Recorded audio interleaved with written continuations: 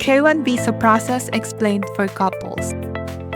In this presentation, we are going to share how we did our K-1 visa process and provide some tips that might help couples who are in the same situation.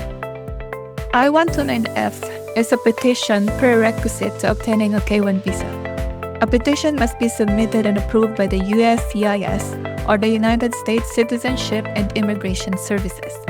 Once approved, you may then proceed to apply for the DS-160, an actual visa application. There are different types of petition to obtain visas for loved ones, but we opted to file I-129F or the petition for alien fiancé, commonly known as K-1 visa, since this is the fastest way I can enter US. In this type of petition, my fiancé, who is a US citizen, will be my sponsor going to the US, and we need to marry within 90 days of my stay. Then the process of obtaining a green card will follow. Here are a simple guide we follow on our K-1 visa process. Preparation and data gathering, preparing proof of relationship, love story, I-129F form, filing fee, submission, approval of petition, approval of K-1 visa. We aim to do it right the first time by carefully organizing our papers to avoid delays and potential denial from USCIS. We learned about do's and don'ts from the U.S. Bureau of Consular Affairs website and supplemented our research with articles, forums, reviews, and blogs to gather the necessary information and tips. Organizing and having a simple to-do list is very helpful in this process. Here is our personal checklist. List required items, eliminate gathered items, and note pending items to avoid forgetting. Proof of relationship is crucial in the K-1 visa process as it tells your story to the approver and significantly influences the approval decision. Here are the things to include to make your petition stronger.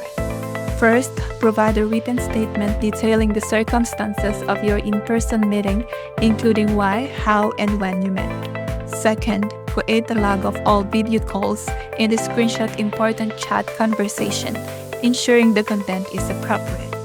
Include any correspondences, gifts, purchases, or engagement ring receipts. Fourth, provide photos of celebrating special occasions together. Additional tips: take identifiable pictures at landmarks. Include your fiancé's relatives and friends. Ensure the relationship appears genuine. Use timestamps on images to prove the date and time. Capture surrounding and selfies. Celebrate special occasions even in a long-distance relationship to maintain connection and create lasting memories. When applying for a K-1 visa, another crucial element of your petition is the story of how you and your fiancé met. This narrative does not only provide an overview of your relationship, but also helps the approval understand the authenticity and depth of your connection. Here are the things to include in your love story. Provide details on how and when your relationship began. Make it brief, but it should offer a comprehensive view of your love story, highlighting key moments and milestones. Include how your relationship has evolved and your plans for the future together. Write this narrative ensuring it is heartfelt and genuine. Share your journey that should influence the approval decision and how would it be starting your life together in the US. Once we've completed all the required documents to support our petition, as shown in our previous slides, we filled in the I-129F form or the petition for alien fiancé.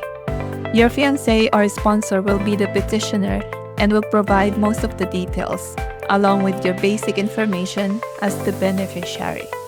Keep in mind that this form can be filed only by a U.S. citizen. I-129F can be downloaded from the USCIS website, including all the information needed and instruction on how to fill out the form. The website provides all the information about this form, such as edition date. USCIS is constantly changing its form. Make sure to use the latest edition before submission. Where to file? You need to send your documents by courier such as FedEx, UPS, DHL, or USPS to the respective addresses mentioned on the website.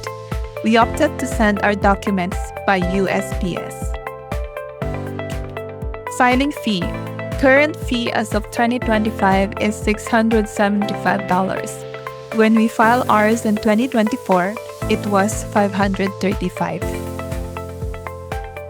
And the website also provides checklist of required documents, which were mentioned previously in this presentation, form filing tips, special instructions, and related links to make your filing easier.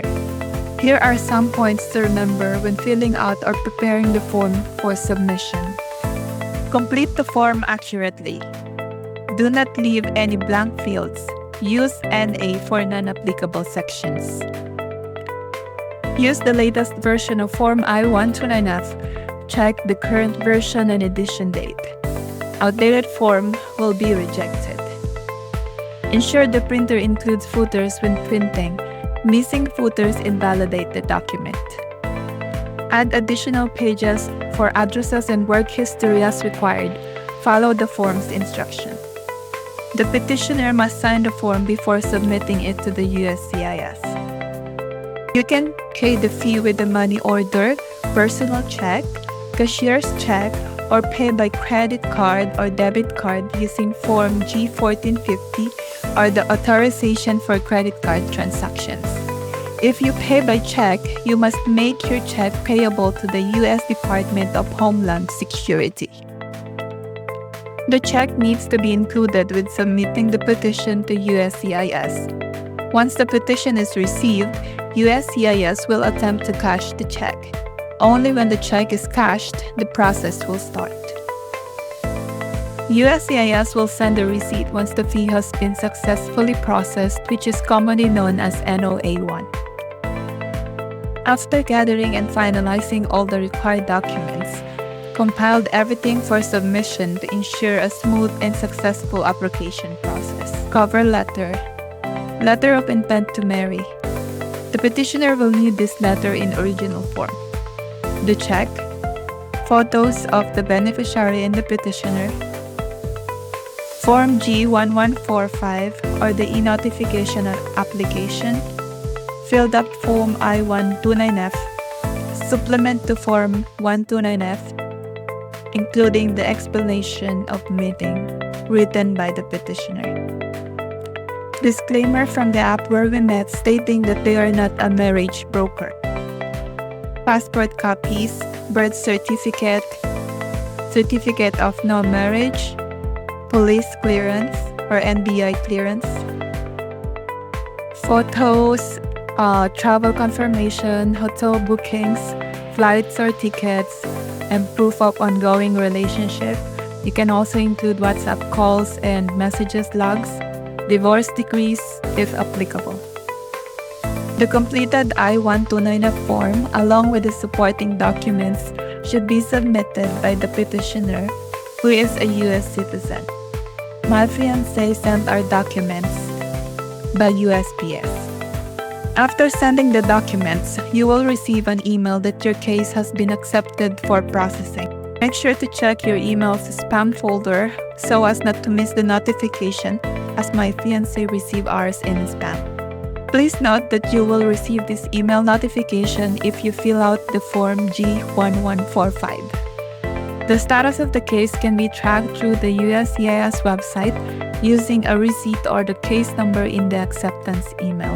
Since there is no way we can track the case progress, my fiancé subscribed to Track My Visa Now service. The benefit of the service is knowing when you could hear back from USCIS.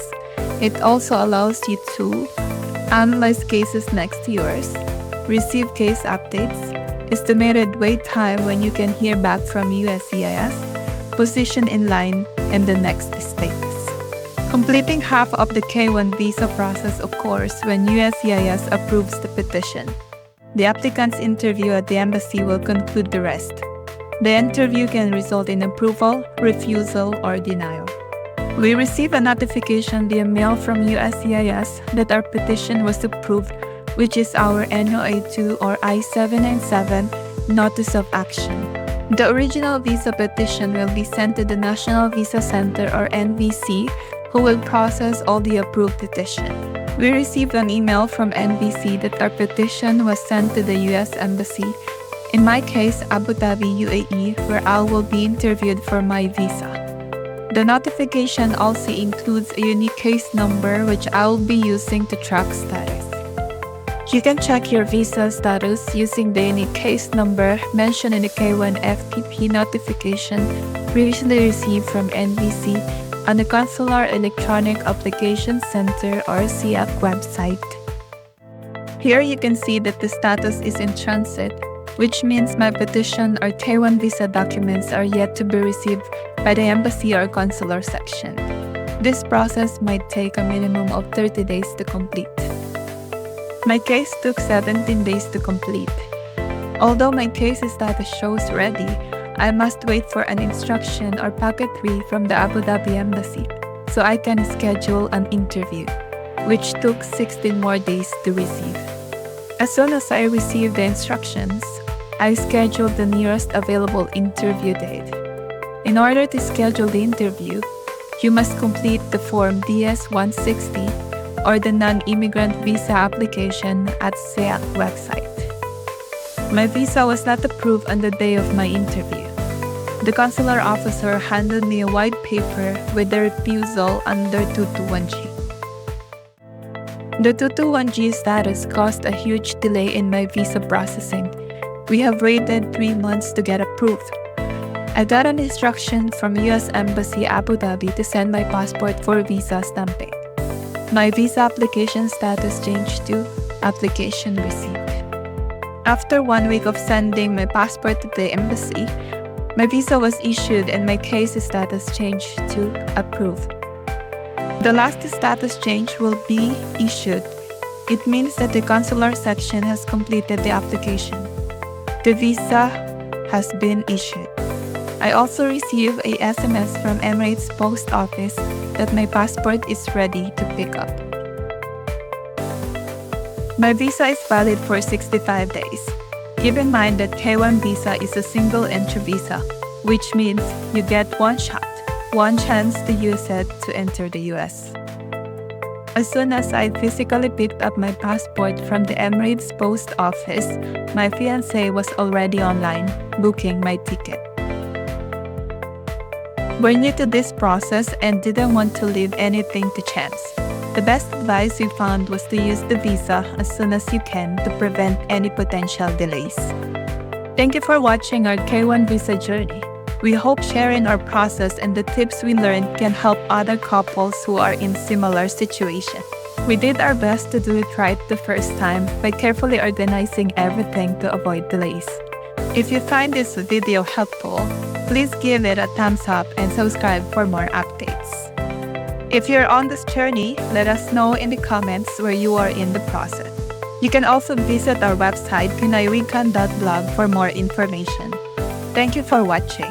Disclaimer: this post is for informational purposes only and does not constitute legal advice. Immigration processes and requirements can change.